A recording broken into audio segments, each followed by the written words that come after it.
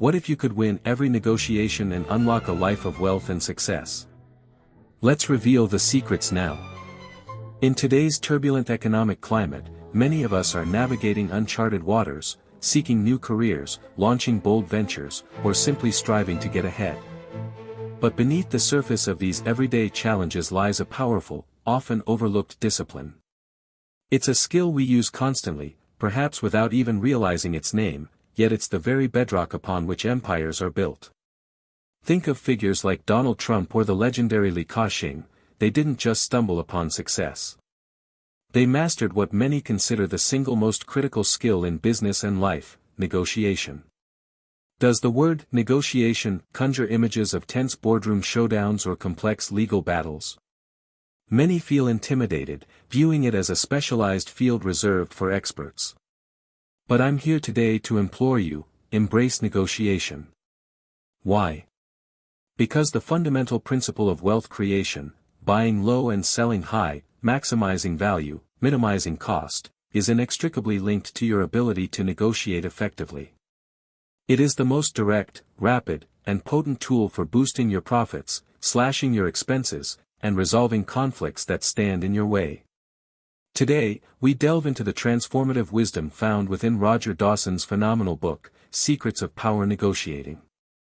When I first encountered this book, it felt like unlocking a hidden door to a universe of possibilities. Suddenly, challenges that once seemed insurmountable felt manageable. Even the complex art of making money appeared simpler, more accessible. In this session, I'm holding nothing back.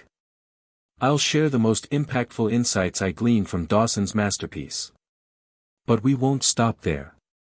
I'll also weave in practical negotiation philosophies forged in the crucible of my own business and life experiences, strategies that have consistently delivered results. Don't be daunted, the core concepts are surprisingly straightforward. Stick with me until the end, and I guarantee you'll gain the tools to shatter your income ceilings and achieve financial results far exceeding the norm. This isn't just theory, it's your roadmap to tangible success. Don't miss it. Before we dive into specific tactics, we must establish a foundational mindset. Master the fundamentals, and the advanced techniques will follow naturally.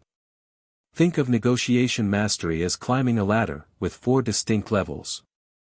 Aspiring business leaders must aim for the top rung, but let's start at the bottom. Level 1, Negotiation Breakdown, the lose-lose scenario.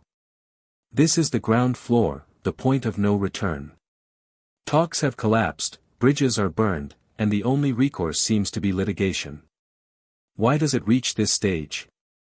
Because both sides have dug in their heels, refusing any concession, making cooperation impossible. Relying solely on rigid numbers or legal threats is often the worst approach, guaranteeing negative consequences for everyone involved. Financial losses, wasted resources, and emotional tolls are just the beginning. Once lawsuits fly, any semblance of goodwill evaporates. Even if you win in court, you've likely lost a valuable relationship forever and potentially gained a bitter enemy. The true cost often far outweighs any legal victory. Level 2, Adversarial Negotiation, the win-lose game. One step up, we find the zero-sum game. The mentality here is, for me to gain a point, you must lose one. It's a battle to maximize your benefit at the other party's expense. You might walk away feeling victorious, having squeezed every last drop. But this approach is inherently short-sighted. People subjected to this treatment rarely want to do business with you again.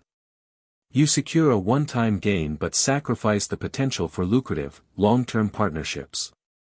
We must learn to cultivate sustainable harvests, not scorch the earth for immediate profit. Level 3, Collaborative Negotiation, the win-win partnership. Here, we enter the realm of true business acumen. This level involves cooperation and mutual concession to ensure both parties benefit. You might not extract the absolute maximum profit in a single transaction, but you gain something far more valuable: trust, goodwill, and the foundation for repeated, profitable collaborations. This is the minimum level any serious businessperson must operate at to build a sustainable enterprise. Level 4, superior negotiation, the art of the perceived win. This is the pinnacle, the level that separates the successful from the truly legendary. The highest form of negotiation isn't just about achieving your goals, it's about making the other party feel like they won, even convincing them that you were the one who made the bigger compromises. The aforementioned Li Ka-shing is the embodiment of this philosophy. Why did his empire grow so vast? Because in every partnership, he was reportedly willing to take slightly less than his perceived fair share, ensuring his partners felt generously treated. He famously advised his son, if a deal offers a reasonable profit at 70% for your partner and 30% for you, or even 80/20, we, the Li family, should be content with 60%. Think about the profound wisdom here. Who wouldn't want to partner with someone like that? This strategy grants you the ultimate power, the power of choice. When developing projects, you attract the best, most reliable partners because they want to work with you. Furthermore, business inherently involves risk. Sharing the profit generously acts like an insurance policy, a small upfront cost, slightly less profit, that significantly increases the project's likelihood of smooth execution and success, thereby reducing overall entrepreneurial risk. It fosters long-term loyalty and a reputation for integrity. This is the ultimate negotiation high ground. Before learning any specific technique, internalize this mindset. Aim for level 4 in every interaction. With that foundation laid, let's move on to the practical how-to, the specific techniques outlined in Secrets of Power Negotiating. Dawson emphasizes 2 cardinal rules. Principle 1, ask for more than you expect to get, the power of the bold opening. Your negotiation success often hinges on your willingness to make ambitious initial demands, what Dawson might call the lion's bite. Many of us do this instinctively, especially perhaps, our resourceful mothers. Think back to childhood, your mom eyeing a toy priced at $100, starts the bidding at a seemingly audacious $30. As a child, it might have felt embarrassing, but looking back, you realize she was a natural-born power negotiator. Why is asking high so crucial? They might say yes, don't assume your initial high ask is unreasonable. You often don't know the seller's true cost or bottom line. That $100 toy might cost only $10 to produce. They could accept your $30 offer and still make a hefty profit. It creates negotiating room, starting high gives you space to make concessions. If the shop owner counters at $60, you can eventually meet in the middle at your real target of $50, moving up from your initial $30 position. It gives the other party a sense of victory. This is critical. When you finally agree on $50 after starting at $30, the shop owner feels they successfully negotiated up from your lowball offer. They feel they won an extra $20, forgetting they initially have their asking price. Your initial $30 offer anchored their perception of the toy's value. For less resolute opponents, your low anchor might even make them question their own initial $100 price. You, meanwhile, saved 50%. Crucial caveat, while asking high, subtly signal that you are willing to negotiate. A rigid, take it or leave it stance on an extreme opening offer might shut down the conversation before it begins. Now, flip the script. If you are the seller, and your cost for an item is $10, don't be afraid to price it ambitiously, say $100 or even more.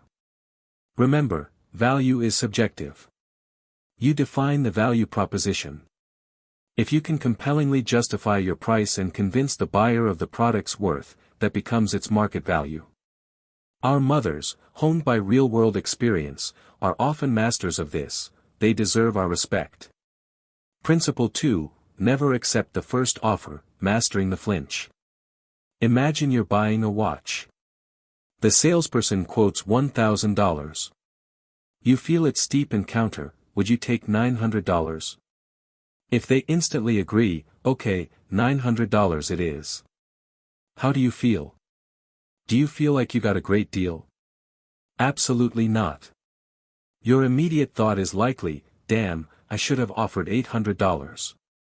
Even though they met your price, you feel a pang of regret, a sense that you left money on the table. You might even suspect their initial $1,000 price was dishonest puffery. This feeling can sour the deal, potentially making you walk away. As a businessperson, I understand this psychology. When a client presents their first offer or proposal, I rarely accept it outright, even if it seems reasonable. It's human nature, people need to feel they've earned a concession. Accepting too readily devalues your position and makes them feel they could have done better. What's the alternative? Employ the flinch. Show subtle surprise, perhaps a slight wince or hesitation at their offer. Maybe even counter slightly above their offer if you are selling, before reluctantly conceding. This performance makes the other party feel they've successfully pushed you, extracted value, and won a hard-fought bargain. Paradoxically, you might end up selling at a higher price while leaving them feeling victorious. It's the pinnacle of negotiation, selling your product while the buyer happily counts out the money for you. To my clients watching, please understand, this is illustrative. Ultimately, we aim for mutually beneficial outcomes. Why does expressing surprise work? When you react with visible surprise to their price, they often subconsciously feel the need to justify it or even moderate it. Imagine shopping with a partner for a gift. The salesperson names a price you find high. If your partner immediately says, "Oh, that sounds reasonable," your bargaining power evaporates. The seller knows the price is acceptable. But if you both show a little sticker shock, the seller understands they need to work for the sale, creating an opening for discounts. They likely didn't expect you to accept the first price anyway. Now that we've covered foundational mindsets and core tactics from the book, let's venture into territory born from my own experience, a crucial mindset shift that can elevate your negotiation prowess to an entirely new level.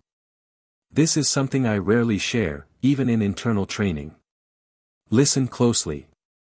The power of perceived leverage. Your trump card doesn't have to be real. Negotiation requires leverage, a trump card. But here's the secret, you don't necessarily need to possess the card, you just need the other party to believe you do. The outcome is often decided before talks even begin, based on perceived power dynamics. If they need what you have, you hold the cards. But what if you don't objectively have the stronger hand? This is where perception becomes reality. Consider the legendary tale of Zhuge Liang's empty fort strategy. Facing an overwhelming enemy force led by Sima Yi, Zhuge Liang, with only a handful of soldiers, ordered the city gates thrown open. He then sat atop the wall, calmly playing his instrument. Sima Yi, knowing Zhuge Liang's reputation for caution and cunning, suspected a massive ambush lay within the seemingly undefended city. Fearful of a trap, he retreated. Zhuge Liang didn't have the army, but Sima Yi believed he did. The ultimate negotiation art, therefore, might be making the other party negotiate against their own assumptions and perceptions of you. If they believe you hold power, you effectively do. This echoes principles like the law of attraction, believe you are wealthy to become wealthy. You are negotiating first with your own subconscious. Zhuge Liang believed in his strategy, projecting an aura of confidence that sold the bluff. You must cultivate unwavering belief in your position. Finally, let's talk about the language we use. Specific phrasing can dramatically shift the power dynamic. I've distilled years of experience into a couple of key linguistic patterns. Master these, and your success rate will soar. Language pattern 1, need before concession, don't show your hand too early. When proposing an exchange, always state your need or desired outcome before revealing what you're willing to give up. Never do the reverse. Example, a friend needed to collect a debt from a struggling client. Knowing the client couldn't pay cash, my friend, eyeing the client's expensive watch, said, "Look, I know times are tough. I'll forgive the remaining debt, if you give me that watch." Guess what? The client refused. Why? My friend revealed his willingness to drop the debt, his bargaining chip, first. The client immediately knew the debt was negotiable and leverage shifted. Why agree to the watch trade when the debt itself was already potentially off the table? Contrast this with the correct approach I advised him to use later, if you give me that watch, then I might consider writing off this debt. Honestly, I'd be taking a loss, but I value our relationship. See the difference? State the demand, the watch, before hinting at the concession, forgiving the debt. This structure significantly increases your chances in quid pro quo negotiations. People instinctively want to seem open by laying their cards on the table first. Resist this urge. It puts you at a disadvantage. Language pattern 2, threat framing versus bribe framing, wielding control. This is subtle but powerful. To maximize your control and success rate, frame your conditions using threat language, not bribe language. Bribe framing, weak, if you do A, I will give you B. Example, if you score 100 on the test, mom and dad will take you to the park. What's the implication if the child doesn't score 100? It doesn't explicitly mean they won't go to the park. The promise is conditional, but the negative consequence isn't guaranteed. Or haggling, if you lower the price, I will buy it. If they don't lower the price, will you definitely not buy it? Probably not, if you really want it. Threat framing, strong, if you don't do A, I will not give you B. Example, if you don't score 100 on the test, mom and dad will not take you to the park. Now, think backward. If the child does score 100, are they guaranteed the park trip? Not necessarily. You only stated the consequence for failure. You retain control. Or haggling, if you don't lower the price, I will not buy it. If the seller then asks, so if I do lower it, you will buy? You can respond, I didn't say that. I just said I won't buy at the current price. You maintain flexibility and control. Think of geopolitical examples. A leader might say, if country X doesn't cease its actions, we will impose tariffs. They rarely say, if country X does cease its actions, we won't impose tariffs. The threat framing keeps options open and maintains pressure. These linguistic tactics are useless when you have zero leverage or are in a coercive situation. If your life is threatened, negotiation is likely futile. Survival becomes the only priority. Don't try to outsmart someone holding a gun to your head. I know negotiation can seem complex, even daunting. Some might even shy away from entrepreneurship because of it. Yes, like any skill, it requires practice. But remember this, the best negotiators aren't necessarily the best talkers, they are the best listeners. Listening allows you to gather crucial intelligence, understand motivations, and conserve your own strategic position. Negotiation is, in essence, an innate human skill. We all do it. But the level of your skill profoundly impacts your financial success and overall life trajectory. Roger Dawson's Secrets of Power Negotiating isn't just a book, it's a life-altering toolkit, endorsed by figures who have reached the highest echelons of power. My advice? Get the book. Read it. Then read it again.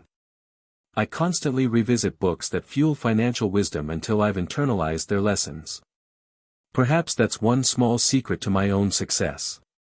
If you found value today and are hungry for more insights on building wealth, entrepreneurial thinking, and achieving financial freedom, make sure you subscribe to this channel, hit the notification bell, and perhaps share this with someone who could benefit. Go out there and negotiate your way to the success you deserve. I genuinely wish every single one of you who liked this video early financial freedom. My greatest satisfaction comes if, from today's video, you find just one or two insights that help you live a better life.